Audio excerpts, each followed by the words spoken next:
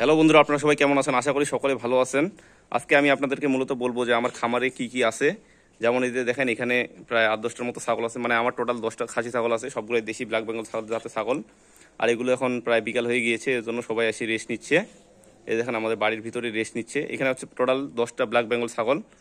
এদেরকে মূলত আমি ঘাস, লতা পাতা, তারপরে কিছু দানাদার খাবার দিয়ে থাকি, যেমন গমের ভুসি, ভুট্টার গুঁড়া, এগুলো অল্প পরিমাণে দিয়ে থাকি, সেই সাথে লবণ থাকে। আর এইদিকে মূলত আমার আছে ষাঁড় গরু। এখানে ষাঁড় গরু আমার 4টা আছে টোটাল। এটা মূলত আমাদের বাড়ির ভিতরেই শেডটা তৈরি করছে। এই যে দেখেন, এই যে বাড়ির ভিতরেই শেডটা তৈরি করছে। এই যে হচ্ছে আমাদের গেট। এখানে আমার ষাঁড় গরু আছে টোটাল 4টা। এই যে দেখতে পাচ্ছেন, আপনারা যারা আমার ভিডিও দেখেন হয়তোবা তারা জেনে থাকবেন যে আমার ষাঁড় গরু 4টা রয়েছে। আর এরপরে এখানে শেডটা হচ্ছে টোটাল 5টা গরুর জন্য, কিন্তু আমি 4টা গরুই রেখেছি। আর বর্তমানে একটু আর্থিক সংকট চলতেছে, এই জন্য আর গরু কেনা হয়নি। ইন ফিউচারে আরও কিনবো, সমস্যা নেই। আর এই যে দেখেন ফ্যান ঘুরতেছে এখানে। আর আপনারা যারা অনেকেই কৃষিকাজ বা খামার করতে যাচ্ছেন, তারা অবশ্যই সমন্বিত খামার করার চেষ্টা করবেন। কারণ সমন্বিত খামারে কি হয়, প্রতিটা জায়গা থেকে যখন প্রফিট আসবে অল্প অল্প করে হলেও, সেই প্রফিটটা দেখবেন যে একসময় অনেকটা হয়ে যায় এবং আপনি মাসিক একটা ভালো ইনকাম করতে পারবেন। যেমন আমি ছাগল, এই যে এখানে দেখতে পাচ্ছেন গরু, এখানে প্রায় 4টা ষাঁড় গরু আছে। এগুলোকে আমরা আমি বলতে বাড়ির খড়, তারপরে দানাদার খাবার কিছু দিয়ে থাকি। আপনারা হয়তো বলতে পারেন যে এই গরুগুলোর স্বাস্থ্য কম কেন। আমি মূলত আমাদের বাসার যে খড়গুলো থাকে, এই যে দেখেন খড়গুলো, এই খড় আর সাথে হালকা পরিমাণে ঘাস আর অল্প করে ভুট্টা, তারপরে ভুসি আর কিছু দানাদার খাবার মিক্স করে দেই। মানুষ যে 2-3 কেজি করে দেয়, ওগুলা দেওয়ার সামর্থ্য আমার নাই, আর দেওয়া হয় না আর কি। হয়তো বা 2-3 কেজি করে প্রতিদিন খাওয়াতে পারলে দানাদার খাবার, তাইলে আরও স্বাস্থ্য ভালো হতো। কিন্তু আমার অত তাড়া নেই, আমি আস্তে আস্তে করতে যাচ্ছি। কিন্তু যারা ব্যবসায়িকভাবে করতে যাচ্ছেন, তারা অবশ্যই কিন্তু ভালো করে খাবার দিতে হবে তাদেরকে, হয়তো কিন্তু আপনারা ভালো প্রফিট করতে পারবেন না। আর আমার যেহেতু পারিবারিকভাবে, এজন্য আমি খুব একটা প্যারা নেই না এটা নিয়ে। আর এই যে দেখেন ছাগলগুলো আমার পিছিয়ে পিছিয়ে ঘুরতেছে। এখানে আমার টোটাল আছে 10টা ছাগল। আর বন্ধুরা, এখানে দেখেন আমার 2টা মুরগি, দেশি মুরগি কুচে বসেছে। এরা কিন্তু প্রায় ডিম দিয়ে থাকে, কিছুদিন পর পর এরা ডিম দিয়ে থাকে। এগুলো মূলত বিক্রির উদ্দেশ্য নয়, আমরা বাড়িতেই খাই।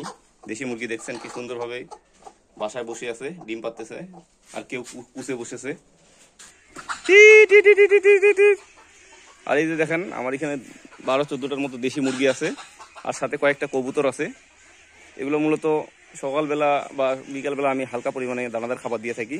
দেশি মুরগিগুলো নিয়েছি মূলত আস্তে আস্তে করে আমি খামার বড় করার ট্রাই করব। দেশি মুরগি অল্প করে শুরু করাই ভালো। আর কয়েকটা কবুতর আছে, আমি কবুতর অল্প নিয়েছি। আর এগুলো মূলত এই যে ঘরটার এখানে থাকে। এটা এখনও সেইভাবে ঘেরা দেওয়া হয়নি, তবে ইন ফিউচারে প্ল্যান আছে যে আমি এটা ভালো করে ঘেরা দিব। ঘেরা দিয়ে ওটা সুন্দরভাবে, এক পাশে কবুতরের ঘর থাকবে, আরেক পাশে হচ্ছে মুরগির ঘর থাকবে।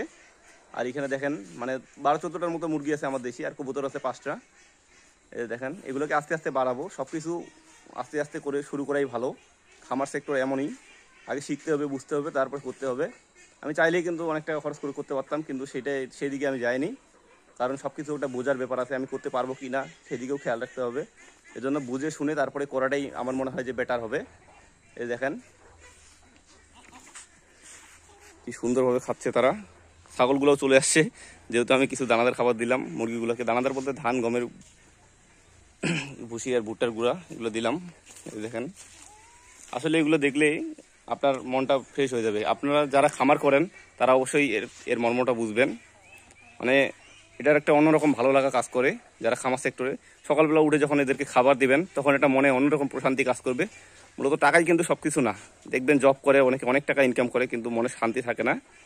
কিন্তু আপনি যখন খামার সেক্টরে থাকবেন, তখন আপনার দিন যে কিভাবে যাবে চিন্তা মাথায় আসবে না, কোনো চিন্তা মাথায় আসবে না। দেখবেন যে কাজ করতে করতে আপনার দিন শেষ হয়ে গিয়েছে। এই জন্য মূলত আমার খামার সেক্টরে আসা, আর খামার নিয়ে পরিকল্পনা করতেছি ভবিষ্যতে বড় করে করার জন্য। আর এইদিকে দেখেন আমার হাঁসের ঘর। এই যে দেখেন, হাঁসের শেডটা মূলত আমি পুকুরের উপরে করেছি। এই যে দেখেন, পুকুরে হাঁসগুলো চড়ে বেড়াচ্ছে, খেয়ে বেড়াচ্ছে। আর এই যে হাঁসের শেডটা, এখানে মূলত আমার 250-র মতো হাঁস আছে, সবগুলো খাকি ক্যাম্বেল জাতের হাঁস। আর এইদিকে দেখেন আমার ছাগল, তারপরে মুরগিগুলো খাবার খাচ্ছে। আর এদিকে আমার হাঁসের যে শেডটা আছে পুকুরের মধ্যে, এই পুকুরটা পুরাটাই আমি নেট দিয়ে ঘেরা দিয়েছি, যাতে করে এরা বাইরে বের হতে না পারে। এই যে দেখেন, চই চই চই চই চই চই চই, এই দেখেন ডাকলেই হাঁসগুলো খুব সুন্দরভাবে চলে আসবে এখানে। আর এখানে আমি খাবার দিই, এই যে দেখেন এই বাড়িগুলোতে করে খাবার দেই হাঁসগুলোকে। প্রতিদিন 3 বার খাবার দেই আর কি, সকাল, সন্ধ্যা আর দুপুরবেলা। এগুলোকে মূলত আমি কী কী খাবার দেই অল্প খরচে, এটা আপনাদেরকে এরপরের ভিডিওতে দেখাবো। আপনারা অবশ্যই ভিডিওটি দেখবেন। আর আমার ভিডিওগুলো ভালো লাগলে অবশ্যই কমেন্ট করবেন, আমার পাশে থাকবেন। কোনো ভুল ত্রুটি হলে ওইটাও বলবেন, কারণ শেখার তো কোনো শেষ নেই, তাই না? আর এদিকে দেখেন আমার বাচ্চি গরু আছে 3টা, মানে 2টা হচ্ছে বাচ্চি আর একটা হচ্ছে গাই। গাইটা ইদানিং বাচ্চা দিয়েছে 2-1 দিন আগে। এখানে বাচ্চিটা আছে আর গাইটা ওইদিকে আছে, আপনাদেরকে দেখাচ্ছি একটু পরে। এই দেখেন হাঁসগুলো মোটামুটি আমার 2 মাসের মতো হচ্ছে, অনেকটা বড় হয়ে গেছে হাঁসগুলো, ডিরেক্ট দেখলে বুঝতে পারবেন। এখানে মূলত সারাদিন ছাড়া থাকে এই পুকুরের মধ্যে, আর রাত্রেবেলা ওই শেডে উঠে রাখি। এই দেখেন। আর বন্ধুরা আপনাদেরকে যে বললাম এই যে আমার একটা গাই বাচ্চা হয়েছে আর কি, এই যে বাছুরটা দেখেন, বাছুরটা কিন্তু অনেক সুন্দর হয়েছে। এটা ষাঁড় গরু না, বাচ্চি আর কি। এই যে দেখেন বাচ্চাটা দেখলেই মায়া লাগে বাচ্চাটার প্রতি। আর এই যে আমার গাভীটা কয়েকদিন আগে বাচ্চাটা হয়েছে আর কি, 4-5 দিনের মতো হলো। আর এখানে খড়ের পুঞ্জিতে দেখেন বাঁধা আছে। আর এইদিকে আরেকটা আমার বাচ্চি গরু আছে, এই যে গরুটা। এরা মূলত খড় খেয়েই থাকে আর মাঝে মধ্যে ঘাস একটু হালকা পাতলা।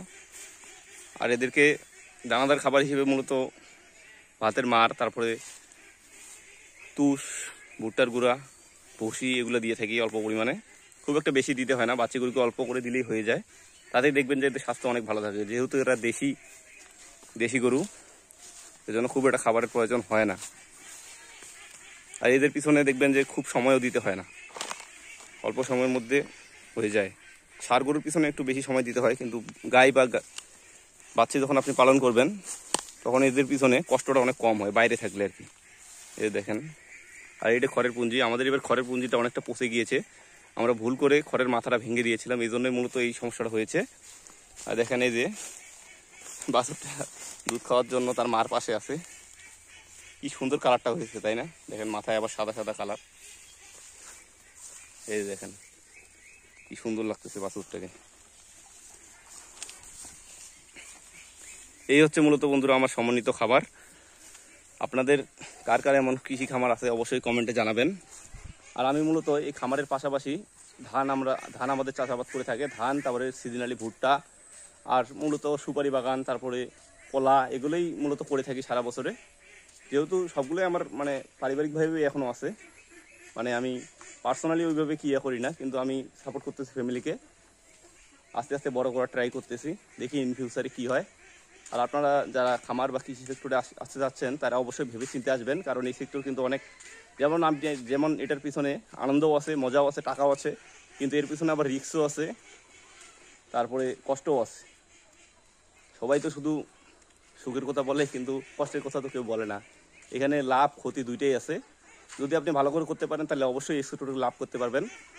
তো বন্ধুরা আজকে এ পর্যন্তই। ভিডিওটি ভালো লাগলে আমার চ্যানেলটি সাবস্ক্রাইব করে পাশে থাকবেন। ধন্যবাদ সকলকে।